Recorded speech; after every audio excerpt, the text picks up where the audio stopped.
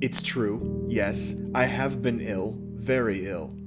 But why do you say that I have lost control of my mind? Why do you say that I am mad? Can you not see that I have full control of my mind? Is it not clear that I am not mad? Indeed, the illness only made my mind, my feelings, my senses stronger, more powerful.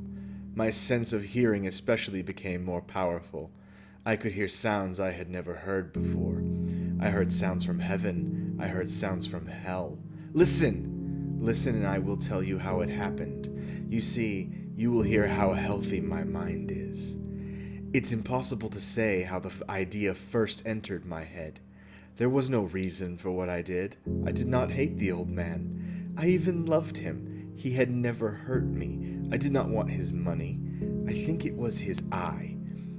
His eye was like the eye of a vulture, the eye of one of those terrible birds that watch and wait while an animal dies, and then fall upon the dead body and pull it to pieces and eat it.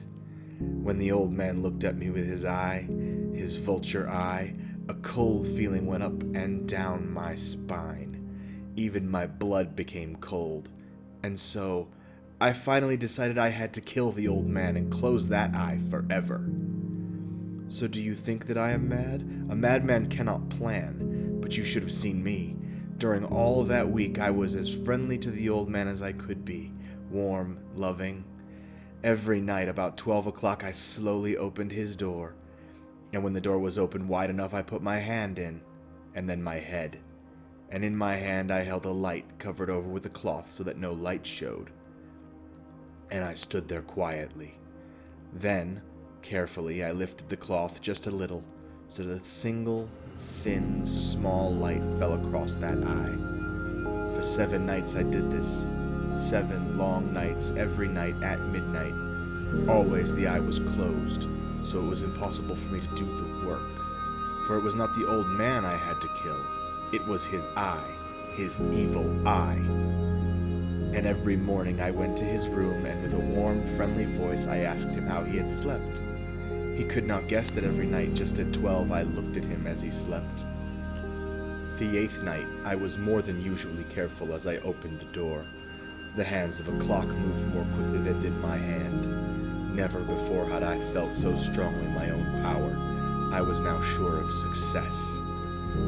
The old man was lying there, not dreaming that I was at his door. Suddenly he moved in his bed. You may think I became afraid, but no. The darkness in his room was thick and black. I knew he could not see the opening of the door. I continued to push the door slowly, softly. I put in my head. I put in my hand with the covered light. Suddenly, the old man sat straight up in bed and cried, "Who's there?" I stood quite still. For a whole hour I did not move. Nor did I hear him again lie down in his bed. He just sat there, listening, and then I heard a sound, a low cry of fear which escaped from the old man. Now, I knew he was sitting up in his bed, filled with fear. I knew that he knew that I was there.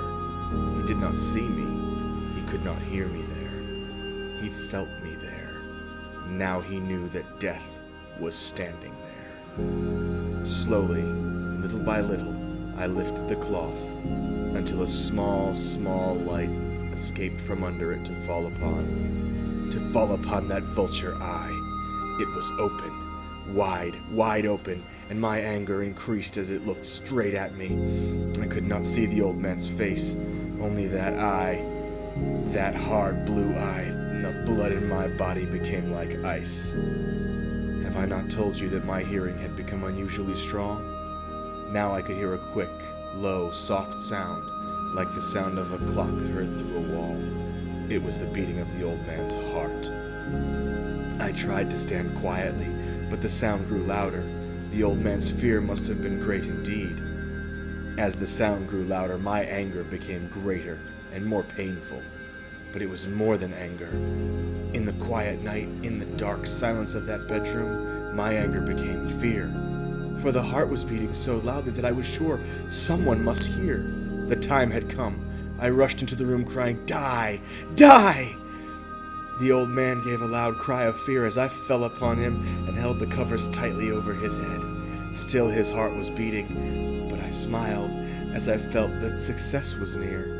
For many minutes that heart continued to beat, but at last the beating stopped. The old man was dead. I took away the bed covers and held my ear over his heart. There was no sound. Yes, he was dead. Dead as a stone. His eye would trouble me no more. So I am mad, you say? You should have seen how careful I was to put the body where no one could find it. First I cut off the head, then the arms and the legs. I was careful not to let a single drop of blood fall on the floor. I pulled up 3 of the boards that formed the floor, and I put the pieces of the body there. And then I put the boards down carefully, so carefully that no human eye could see that they had ever been moved. As I finished this work, I heard that someone was at the door. It was now 4 o'clock in the morning, but still dark. I had no fear, however, as I went down to open the door. 3 men were at the door, 3 officers of the police.